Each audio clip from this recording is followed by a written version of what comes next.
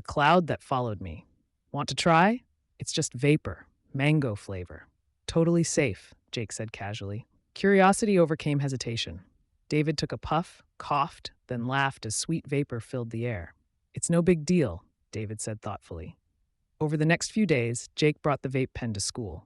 David took puffs in the bathroom, during walks home, even late at night by his window. The fruity flavors made it feel harmless. The buzz gave him a strange calm. It's just fun, David said dismissively. Weeks passed, and David's casual hits turned into cravings. He bought his own pods and hid them in his backpack. He vaped before class to focus, during breaks to relax, and before bed to sleep better. The habit was silent but strong, slowly weaving into his daily life. One morning, David noticed he couldn't keep up during basketball practice. His chest felt tight, and he coughed more than usual. "You okay, kid? You've been off lately?" the coach asked with concern. David brushed it off, but the warning signs grew louder. Shortness of breath, headaches, restlessness without the vape. At home, his parents noticed he was irritable and anxious. "What's going on with you, David?" his mom asked, concerned. "Nothing," David snapped, frustration evident in his voice. The nicotine withdrawals made him restless when he couldn't vape. His grades slipped, and friends started drifting away as his temper flared. One afternoon, David's sister found an empty vape pod in his hoodie pocket. "Mom, look at this," she exclaimed, alarmed. Confronted, David denied it at first, but the truth spilled out. His parents were shocked and worried.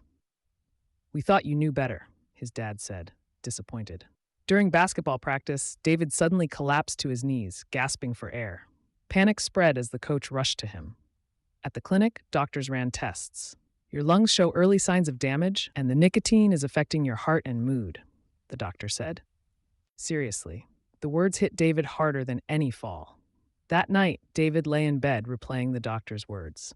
"This could ruin my health, my life," David thought, worried. For the first time, he saw vaping not as a harmless habit, but as a dangerous trap.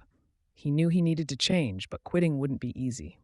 With his parents' support, David joined a teen support group. He learned coping skills, avoided triggers, and leaned on his family during cravings. The first weeks were tough, shaking hands, sleepless nights, snapping at everyone. But slowly, the fog lifted. His breathing improved, his energy returned, and he felt like himself again. Months later, David stood on the basketball court, lungs clear, confidence restored. Jake held out, a vape casually. "No thanks," David replied firmly. The cloud no longer followed him. David's story is not unique. Vaping may seem harmless, but it can lead to addiction, health problems, and emotional struggles. Talk, support, prevent. Your health is worth more than the cloud.